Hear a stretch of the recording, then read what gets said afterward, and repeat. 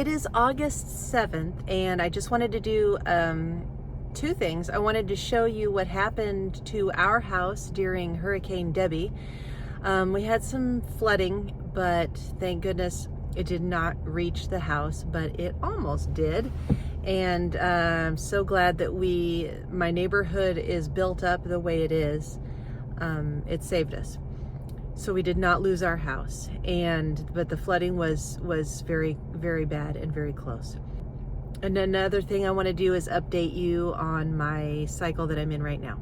So first I will talk about the Hurricane Debby.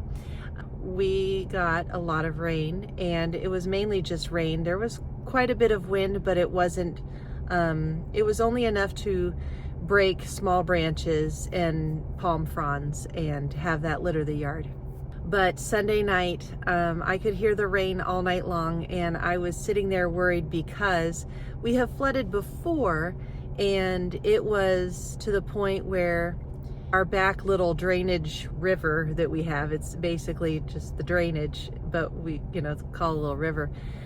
It has risen up to the curve of the yard curves downward, and so it's only ever just gotten to that crest of the yard. So it was past our fence where we fenced it up above the curve before it goes down into the drainage ditch, and it has come through that little bit of the fence. So that has happened in the past. This time I'm listening to rain all night long, and I'm worried in my bed that I'm gonna wake up to water up to the door. But I wasn't too scared, but I was nervous. When I woke up Monday morning, about 5 a.m., I finally went outside, took my phone outside because it was super dark. I couldn't see a thing. And I was sloshing as I left my front door. So I was sloshing a little bit, just had my sandals on. So I'm sloshing a little bit in the water, and I have my phone on with the flashlight on, and I go and enter my driveway and see that the water has come up the driveway and is almost halfway up the driveway. So I will show you a picture of what that looks like. So it is almost 7 o'clock in the morning, and my entire street is completely underwater, and we are all elevated, so we're all on little inclines. Every house is up a little hill. And so the water is halfway up my little hill of a driveway. So this is half my driveway before getting to the house. So right there, it's halfway up the driveway. Well, almost half. Actually, the half would be that line. So it's almost half. And the sidewalks are completely underwater. You can see the sidewalk right there. So yeah, I will not be going to work today. And it's not done raining. We're ready for another hit here. I better get back inside. And I don't know what's floating. I don't know what that is, but the water is all the way up into my first bed there. And all my plants right there are underwater.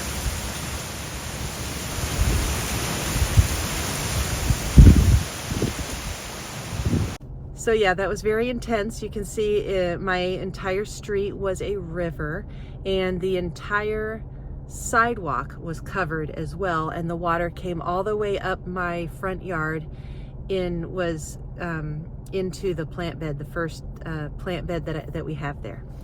Anyway, and then as far as the backyard, I'll show you a little bit of footage of that. This footage of the backyard was taken on Sunday before the major torrential of Sunday night.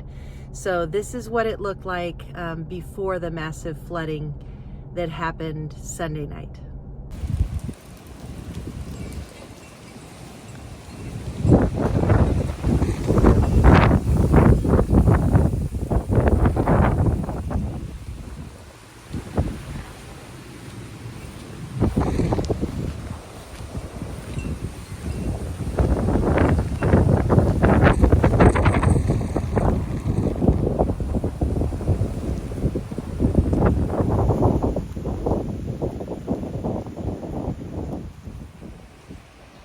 So yeah, that's what the backyard looked like as of Sunday. And so here's what the backyard looked like after Sunday night's rain. Monday morning, I'm looking at a lake in my backyard, coming up about halfway into our yard, and it's past the fence, and you can see that the plants nearest the fence are underwater.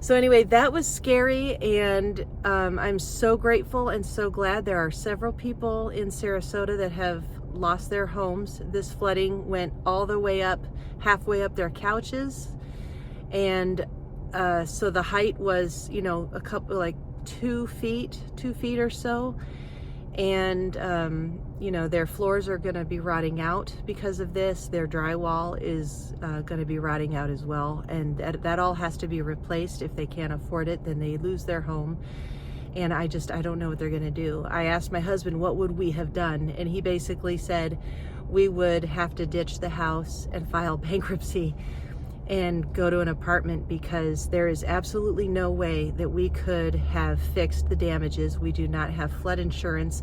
Flood insurance is not required in my area. There are several parts near the beach, several neighborhoods closer to the beach and on the beach on the water that require flood insurance. And so if you think that if it's not required, then why have it? And and if all in the 50 some odd years that 54 years or so that this property has been, this has never happened. When we bought the house, it was in its original condition from 1970. So this had never happened before, and I think this was a record breaker. So anyway, I am so grateful and glad, and I thank God that we did not lose the house. And as far as my cycle is concerned, I am cycle day 6, and I did take an LH strip for the fun of it. I was kind of hoping that lines would be lighter this early on, but I took one yesterday. I have not been fasting the way I wanted to this cycle. My period hit me hard this time, and I just didn't feel very good.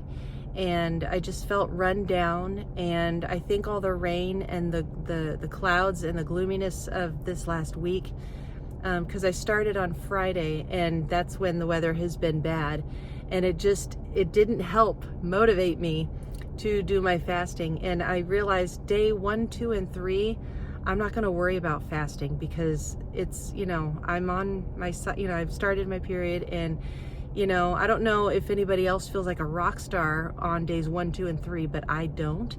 And so I can just save my fasting for the later days when my estrogen is starting to rise. So anyway, I took an easy at home LH strip, and I just want to see what it looks like right now. It is 1:08 p.m. I did take my 4 letrozole pills just now at 1 p.m. So every day from here on out for 5 days.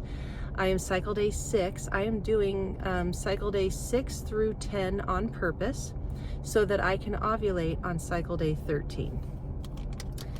Letrozole has me ovulating on day 3 after I stopped the last set of pills. I am on 10 milligrams. Each pill is 2.5 milligrams, and so I take 4 of them, totaling 10, and I will do that for 5 days. And I have chosen 6, 7, 8, 9, and 10 because it makes me ovulate on day 3. So that puts me at cycle day 13, which is my original natural ovulation day.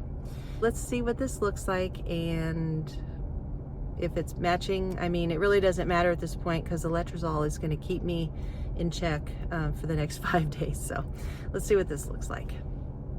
Okay. yeah, it's very, very dark. It's matching. I mean, it's positive. So, you know, it's positive, but that's okay.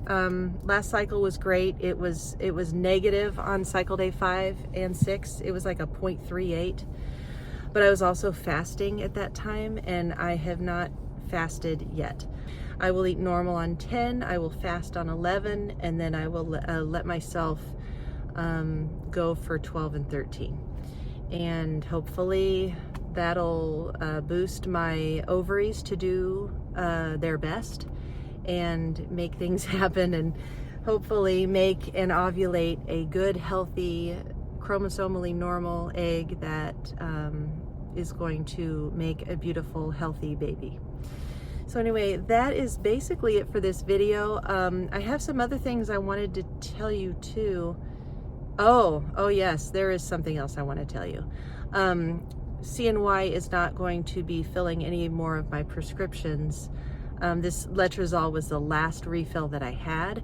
I do not have any more estrogen refills, and I do not have any more progesterone refills. I have enough progesterone to get me through should I get pregnant this cycle. For keeps. You know, I get pregnant about every cycle, but if it's a healthy, normal baby and lines are getting darker and I get a positive blood test, I will be able to have my prescriptions refilled at that time. But as of now, they are not going to refill any of my progesterone or estrogen or letrozole or anything until I have a follow-up consultation, which is like $50 to $100. So even though nothing has changed and everything, they're just saying because it's been a year, you know, and I understand that and I get that, but you know, these aren't you know, illegal drugs. These are hormones, you know, and it's just kind of, it's annoying and upsetting, but you know, I'll just deal with it and see what happens this cycle.